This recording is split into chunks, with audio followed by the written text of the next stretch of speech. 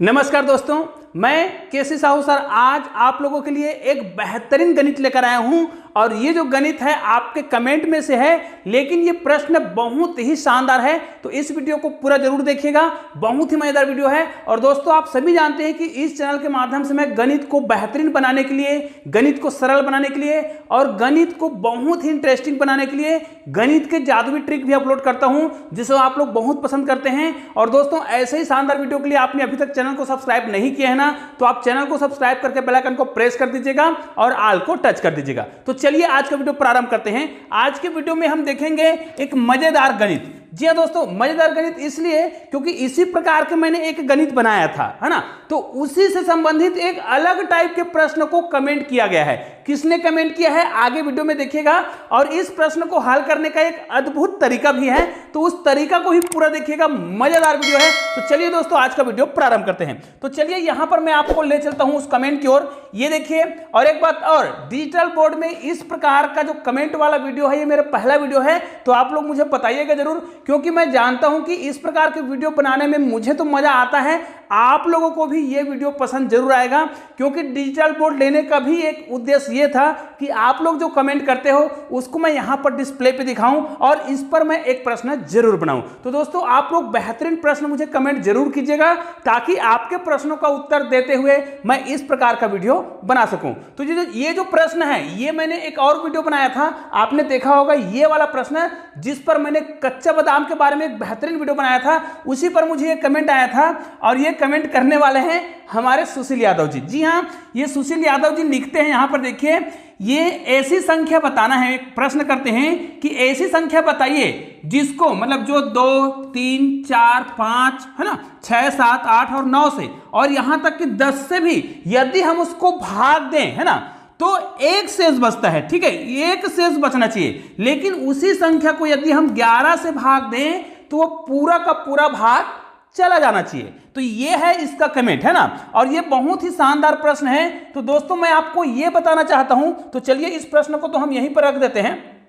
ठीक है, यहां पर हम क्या कर देते हैं, इस प्रश्न को यहां पर ले जाते हैं कोना में। ठीक है, और इस प्रश्न को आप देख सकते हैं, और इसी प्रश्न को हम आपके सामने यहां पर क्या करने वाले हैं, हल करने वाले हैं। इसको हम पहले क्लियर कर देते हैं। ये देखिए, अब इस प्रश्न को हम बनाएंगे। तो इससे पहले मैंने एक प्रश्न बनाया था। देखिए, आज के प्रश्न में हमें क्या करना है, देखो, अगर हम किसी संख्या को 2 से भाग दें, है ना, इसको हम थोड़ा छोटा कर लेते हैं अक्षर को।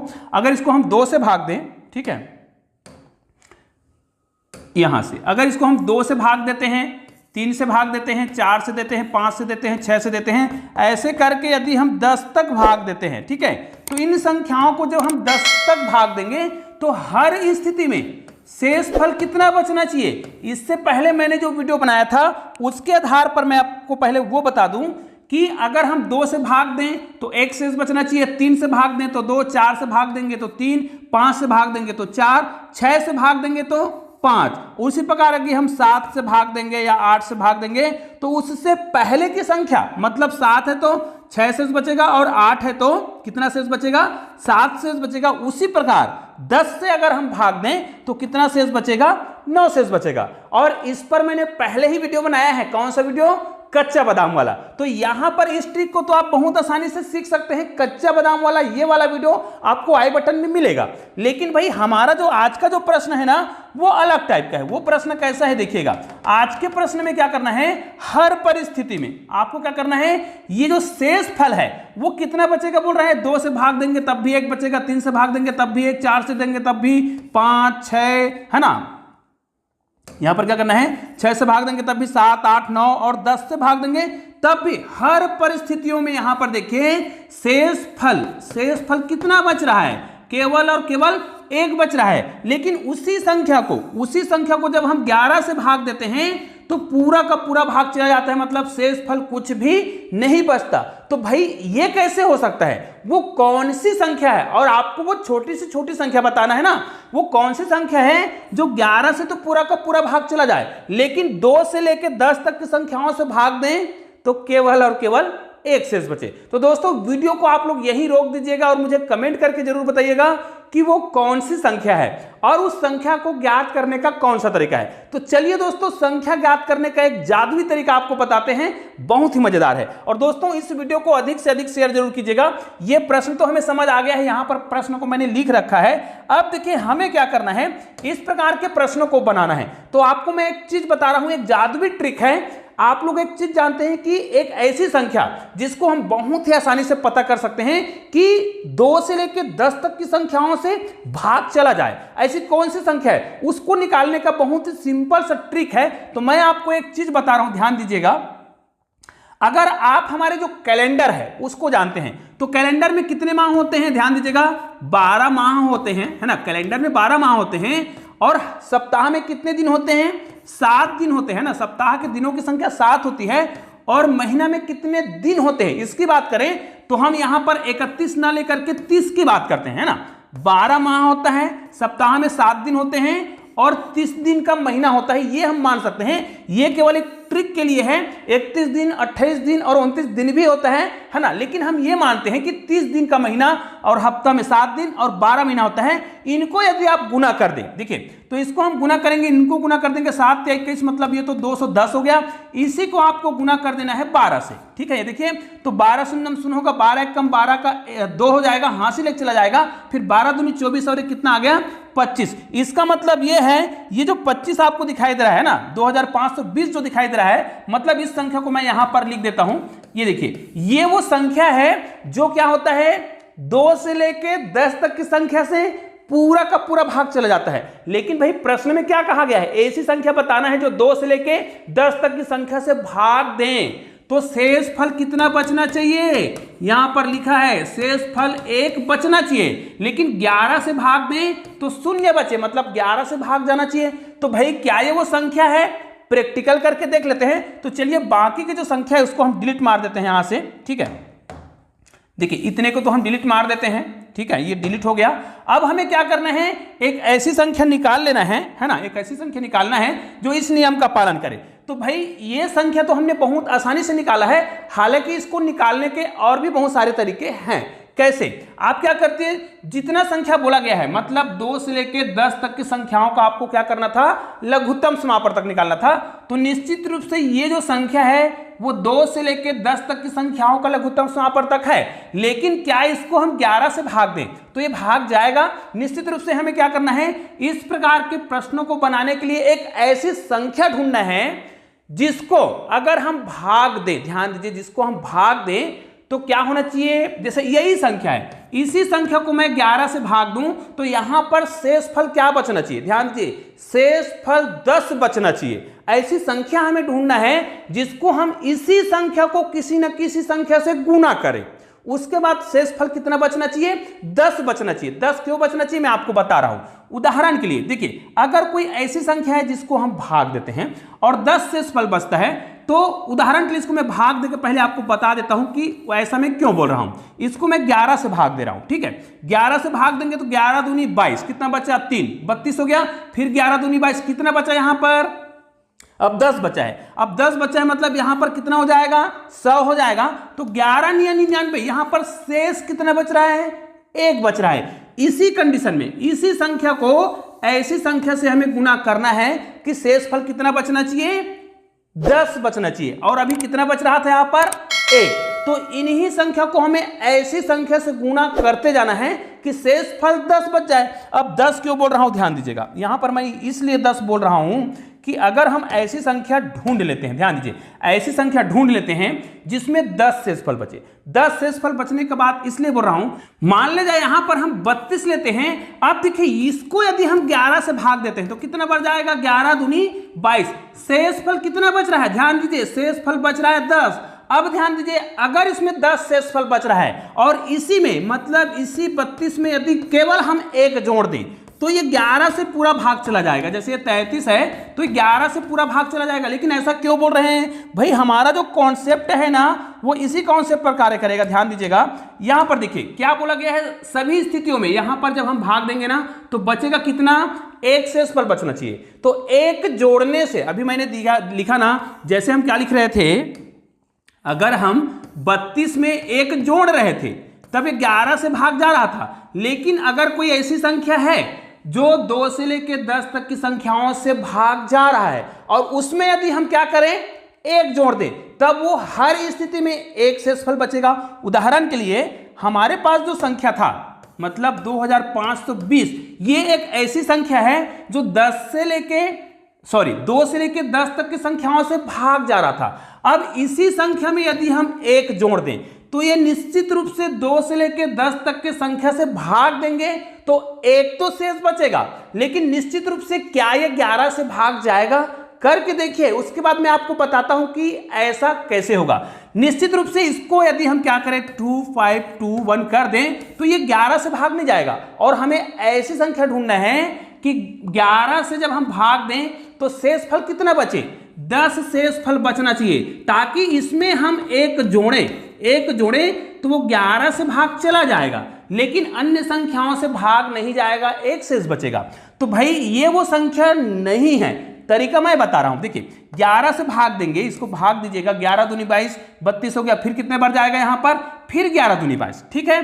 अब यहां पर कितना बचा है, 10 बचा है, ठीक है। इसका मतलब क्या हो गया, ये 101 हो गया, तो कितना बार जाएगा, यहां पर हो जाएगा 11 या 99 और शेष कितना बच रहा है, 2। निश्चित है ये वो संख्या नहीं है। अब संख्या ज्ञात करने का मैं तरीका बता रहा हूं। तरीका कैसे, हमें क्या करना है, ये जो संख्या दिख रहा है भाई, इसी संख्या को ना 2 से लेके 10 तक की संख्याओं से गुना करते जाना है और वो संख्या ढूंढ लेना है जो क्या करे, शेषफल कितना बचा है, 10 बचा है। तो चलो सबसे पहले इसको मैं 2 से गुना करता हूं, ठीक है। 2 से गुना करेंगे तो 2 दूनी 4 होगा, 2 पंचे 10 का शून्य हासिल 1 आएगा, 2 दूनी 4 और 1 5। इसको हमने 2 से गुना किया है। निश्चित रूप से ये सभी संख्याएं जो भी इनके साथ गुना करेंगे, क्योंकि ये जो है इन सभी संख्याओं से भाग जाता है, बस इससे नहीं जाता है। तो भाई यहां पर आप देख सकते हैं इनको हमने 2 से गुना किया है और भाग दे रहे हैं किससे, 11 से। शेषफल कितना बचना चाहिए, 10, तभी हमारा शर्त पूरा होगा, क्योंकि इसी में एक जोड़ेंगे तब वो 11 से भाग जाएगा। तो भाग देते हैं, यहां पर कितना बार जाएगा,